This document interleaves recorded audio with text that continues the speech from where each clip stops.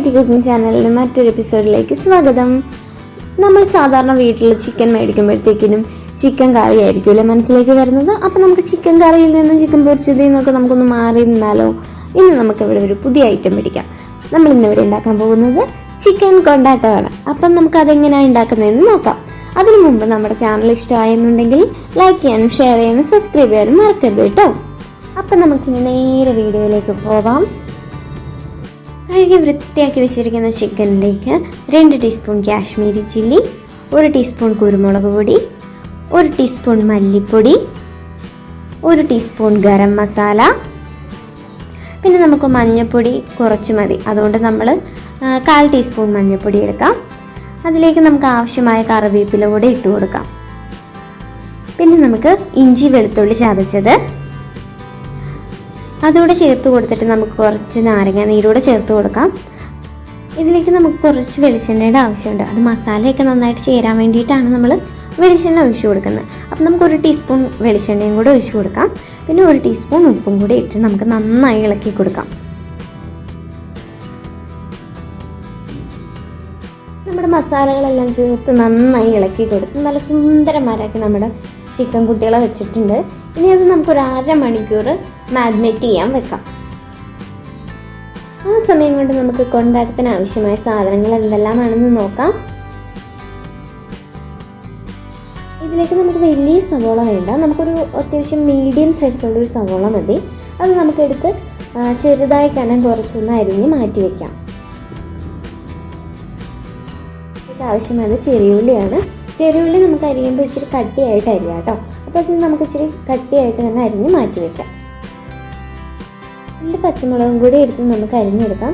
ഞാനിത് റൗണ്ട് ഷേപ്പിലല്ല അരിഞ്ഞിരിക്കുന്നത്, ഒരു ഓവൽ ഷേപ്പിലാണ് ഞാൻ അരിഞ്ഞിരിക്കുന്നത്. അപ്പോൾ നമുക്ക് പച്ചമുളക് ഏത് ഷേപ്പിൽ വേണമെങ്കിലും അരിഞ്ഞെടുക്കാം കേട്ടോ. ഇനി നമുക്ക് ഇതിലേക്ക് ആവശ്യമായത് തേങ്ങയാണ്, തേങ്ങാക്കൊത്ത്. അപ്പോൾ നമുക്ക് തേങ്ങ ഒന്ന് ചെറുതായിട്ട് അരിഞ്ഞെടുക്കാം. അപ്പോൾ നമ്മുടെ തേങ്ങ അരിഞ്ഞ് റെഡിയാക്കിയിട്ടുണ്ട്. ഇത് നമുക്കൊന്ന് മാറ്റി വയ്ക്കാം. അടുത്തതായി നമ്മൾ മസാലയൊക്കെ തേച്ച് നല്ല സുന്ദരന്മാരാക്കി വെച്ചിരിക്കുന്ന ചിക്കൻ നമുക്കൊന്ന് പൊരിച്ചെടുക്കണം. അതിനുവേണ്ടി നമ്മൾ ഒരു പാൻ അടുപ്പിൽ വെച്ചിട്ടുണ്ട്. അത് നമുക്കൊന്ന് നന്നായിട്ട് ചൂടായതിനു ശേഷം കുറച്ച് വെളിച്ചെണ്ണ കൂടി ഒഴിച്ചു കൊടുക്കാം. വെളിച്ചെണ്ണ ചൂടായി വരുമ്പോഴത്തേക്കും നമുക്ക് അതിലേക്ക് കുറച്ച് കറിവേപ്പിലയും കൂടി ഇട്ട് നന്നായി ഒന്ന് ഇളക്കി കൊടുക്കാം. കറിവേപ്പില ഇട്ട് കൊടുക്കുന്നത് നമ്മുടെ മസാലകൾ കരിഞ്ഞു പിടിക്കാതിരിക്കാൻ വേണ്ടിയിട്ടാണ്. അപ്പം നമ്മൾ കുറച്ച് കറിവേപ്പില ഇട്ടിട്ട് അതൊന്ന് വറന്ന് വരുന്നത് വരെ ഇളക്കി കൊടുക്കാം. അതിലേക്ക് നമുക്ക് എന്നിട്ട് നമ്മുടെ ചിക്കൻ പീസുകൾ ഇട്ട് കൊടുക്കാം. പിന്നെ ചിക്കൻ ഇട്ട് കൊടുക്കുമ്പോൾ ശ്രദ്ധിക്കേണ്ട കാര്യം എന്ന് പറഞ്ഞാൽ ലോ ഫ്ലെയിമിൽ ഇട്ടിട്ട് വേണം നമ്മൾ ചിക്കൻ ഇട്ട് കൊടുക്കാൻ വേണ്ടി. നമ്മൾ ഓരോരോ കഷ്ണങ്ങളാക്കി വേണം ഇടാൻ വേണ്ടിയിട്ട്. വാരി അങ്ങ് ഇട്ട് കഴിഞ്ഞാൽ എല്ലായിടത്തും നന്നായിട്ട് എണ്ണ പിടിക്കില്ല. എണ്ണ പിടിച്ച് നമുക്കത് മുരിഞ്ഞു വരില്ല. അപ്പോൾ നമുക്ക് മുരിയാണ്ട് കുറച്ച് ഭാഗം മൂക്കാത്ത രീതിയിലിരിക്കും. അപ്പോൾ അതെല്ലാവരും ഒന്ന് ശ്രദ്ധിക്കണം കേട്ടോ. പിന്നെ നമുക്ക് ഇട്ട് കൊടുത്ത ശേഷം നമുക്കിത് ഇതുപോലെ ഒന്ന് ചുറ്റിച്ച് കൊടുക്കാം.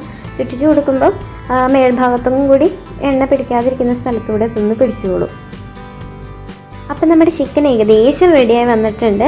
അപ്പോൾ ഇത് നമുക്ക് ജസ്റ്റ് ഒന്ന് ഇളക്കി കൊടുക്കാം. മസാലകളൊക്കെ ഒന്ന് നന്നായിട്ട് പിടിക്കാൻ വേണ്ടിയിട്ട് ഒന്ന് ഇളക്കി കൊടുക്കാം. അപ്പം നമ്മുടെ ചിക്കൻ കരിഞ്ഞു പോകാതിരിക്കാൻ വേണ്ടിയിട്ട് ശ്രദ്ധിക്കണം. അപ്പം നമ്മളൊരു മീഡിയം ഫ്ലെയിമിലിട്ട് വേണം ഇത് കുക്ക് ചെയ്യാൻ വേണ്ടിയിട്ട് കേട്ടോ. അപ്പം നമ്മുടെ ചിക്കൻ എല്ലാ സൈഡും നന്നായിട്ട് മൂത്ത് നല്ല വറന്ന് വന്നിട്ടുണ്ട്. അപ്പോൾ ഇതൊരു ഏകദേശം ഒരു ഇച്ചിരിയും കൂടെ നല്ല കളറായിട്ട് ഒരു ബ്രൗൺ കളറൊക്കെ ആകുമ്പോഴത്തേക്കും നമുക്കതങ്ങ് എടുക്കാം. അപ്പോൾ ഇത് നമ്മുടെ ചിക്കൻ റെഡി ആയിട്ടുണ്ട്. അപ്പോൾ ഇത് ഞാനൊരു പാത്രത്തിലേക്ക് കോരിയിടുകയാണ്. കോരി ആ ബൗളിലേക്ക് മാറ്റി വയ്ക്കാം.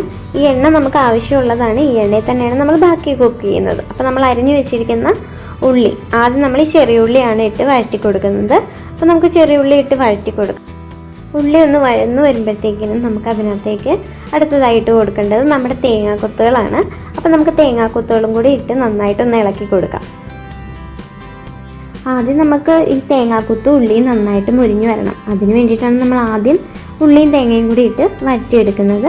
ഇനി ഇതിലേക്ക് നമുക്ക് അരിഞ്ഞു വെച്ചിരിക്കുന്ന സവോളയും പച്ചമുളകും കൂടി ഇട്ട് നന്നായിട്ടൊന്ന് ഇളക്കി കൊടുക്കാം.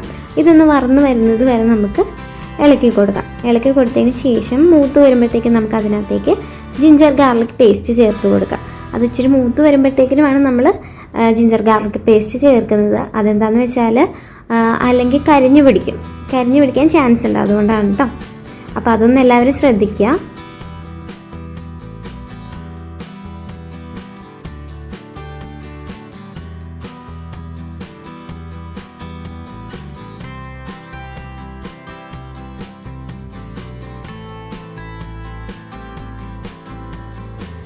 അപ്പോൾ ഏകദേശം നമ്മുടെ ഉള്ളിയൊക്കെ വഴന്ന് വന്നിട്ടുണ്ട്.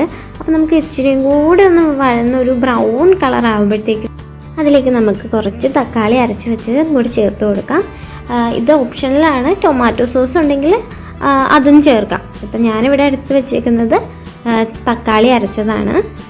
അപ്പോൾ ഇത് ചേർത്ത് നന്നായിട്ട് നമുക്ക് ഇളക്കി ഒന്ന് മൂപ്പിച്ചെടുക്കാം. തക്കാളിയുടെ ഒരു പച്ച ചൊവയൊക്കെ ഒന്ന് മാറുന്നത് വരെ നമുക്കൊന്ന് ഇളക്കി നന്നായിട്ടൊന്ന് ചൂടാക്കിയെടുക്കാം.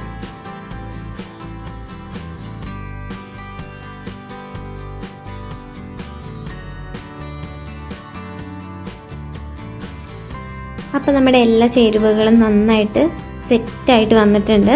അപ്പോൾ ഇതിലേക്ക് നമുക്കിനി മസാലകൾ ചേർക്കാനുണ്ട്. അപ്പോൾ അതിലേക്ക് ആദ്യം നമുക്ക് ചേർക്കാനുള്ളത് 1 ടീസ്പൂൺ മുളക് പൊടിയാണ്. അപ്പോൾ അതിലേക്ക് നമുക്ക് മുളക് പൊടി ഇട്ട് കൊടുക്കാം. മുളക് പൊടി ഇട്ടതിന് ശേഷം നമുക്ക് അതിലേക്ക് വേണ്ടത് മഞ്ഞൾപ്പൊടിയാണ്. 1/2 ടീസ്പൂൺ മഞ്ഞൾപ്പൊടിയാണ് ഞാൻ എടുക്കുന്നത്. 1/2 ടീസ്പൂൺ മഞ്ഞൾപ്പൊടിയും ഇട്ടതിന് ശേഷം നമുക്ക് 1/2 ടീസ്പൂൺ ഗരം മസാലയും കൂടി ചേർത്ത് നന്നായി ഇളക്കി ഒന്ന് മൂപ്പിച്ചെടുക്കുക. നമ്മൾ ലോ ഫ്ലെയിമിലിട്ട് വേണം മസാലകൾ മൂപ്പിക്കാൻ വേണ്ടിയിട്ട്. അപ്പോൾ മസാലകളെല്ലാം ഇട്ട് നന്നായി മൂത്ത് വരുമ്പോഴത്തേക്കും അതിലേക്ക് ആവശ്യമായ ഉപ്പ് നമുക്ക് ചേർത്ത് നന്നായിട്ടൊന്ന് ഇളക്കി കൊടുക്കാം. ഇളക്കി നന്നായിട്ട് എല്ലായിടത്തും പിടിച്ച് വരുമ്പോഴത്തേക്കിനും നമുക്കതിലേക്ക് നമ്മുടെ കൊണ്ടാട്ടത്തിൻ്റെ മെയിൻ ഐറ്റമായ ബത്തൽമുളക് പൊടിച്ചത് അത് നമുക്ക് ചേർത്ത് നന്നായി ഇളക്കി പച്ചക്കുത്തൊക്കെ ഒന്ന് മാറുമ്പോഴത്തേക്കിനും അതിലേക്ക് നമ്മുടെ ചിക്കൻ ഇട്ട് കൊടുക്കാം. ഇതിൽ മെയിനായിട്ട് ശ്രദ്ധിക്കേണ്ടത് നമ്മുടെ ഒരു ചേരുവകൾ പോലും കരിഞ്ഞു പോകരുത്. കരിഞ്ഞു പോയി കഴിഞ്ഞിട്ടുണ്ടെങ്കിൽ നമ്മുടെ ഇതിൻ്റെ ടേസ്റ്റേ മാറിപ്പോവും. അപ്പോൾ അതുകൊണ്ട് തന്നെ നമ്മൾ നന്നായിട്ട് ഇളക്കി കൊടുത്തുകൊണ്ടേ ഇരിക്കണം. അപ്പോൾ നമ്മുടെ ചേരുവകളെല്ലാം പാകത്തിന് മൂത്ത് വന്നിട്ടുണ്ട്. അപ്പോൾ ഇതിലേക്ക് നമുക്കാണെങ്കിൽ നമ്മുടെ ചിക്കൻ ചേർത്ത് കൊടുക്കാം. ചിക്കൻ ചേർത്ത് നമ്മുടെ മസാലകളെല്ലാം ചിക്കനിൽ പിടിക്കുന്ന രീതിയിൽ നന്നായിട്ടൊന്ന് ഇളക്കി കൊടുക്കാം. ഇളക്കി കൊടുത്ത് നമുക്കൊരു 5 മിനിറ്റ്സ് അത് മൂടി വെച്ച് ഒന്ന് കുക്ക് ചെയ്തെടുക്കാം. അപ്പോൾ 5 മിനിറ്റ് ആയിട്ടുണ്ട്. അപ്പോൾ നമുക്ക് നോക്കാം എന്തായി നമ്മുടെ ചിക്കൻ കൊണ്ടാട്ടം. നല്ല സ്മെല്ലൊക്കെ വരുന്നുണ്ട്. അത് നമ്മുടെ അടിപൊളി ചിക്കൻ കൊണ്ടാട്ടം റെഡി ആയിട്ടുണ്ട്. അപ്പോൾ നമുക്കിതൊന്ന് ഇളക്കി നന്നായിട്ട് എടുക്കാം. അപ്പോൾ നമ്മുടെ ചിക്കൻ കൊണ്ടാട്ടം റെഡി ആയിട്ടുണ്ട്. ഇനി നമുക്കിതൊരു പാത്രത്തിലേക്ക് സെർവ് ചെയ്യാം. സെർവ് ചെയ്ത് നമുക്കൊന്ന് ചെറുതായിട്ട് ഡെക്കറേറ്റ് ഒക്കെ ചെയ്ത് കൊടുക്കാം. ചിക്കൻ്റെ അടിപൊളി ടേസ്റ്റുള്ള ഒരു റെസിപ്പിയാണിത്. ഇതാരും വീട്ടിൽ ചെയ്യാതിരിക്കരുത്. എല്ലാവരും മസ്റ്റായിട്ടും ട്രൈ ചെയ്ത് നോക്കണം. നല്ല അടിപൊളി ടേസ്റ്റാണ്. അപ്പോൾ എല്ലാവർക്കും എൻ്റെ വീഡിയോ ഇഷ്ടമായി എന്ന് വിചാരിക്കുന്നു. അപ്പം വീഡിയോ കാണുന്നവരെല്ലാവരും ലൈക്ക് ചെയ്യാനും ഷെയർ ചെയ്യാനും സബ്സ്ക്രൈബ് ചെയ്യാനും മറക്കരുത്. ഇനി അടിപൊളി വെറൈറ്റി ഐറ്റം ആയിട്ട് നമുക്ക് അടുത്ത ദിവസം കാണാം. അതുവരേക്കും ടാറ്റ ബൈ ബൈ.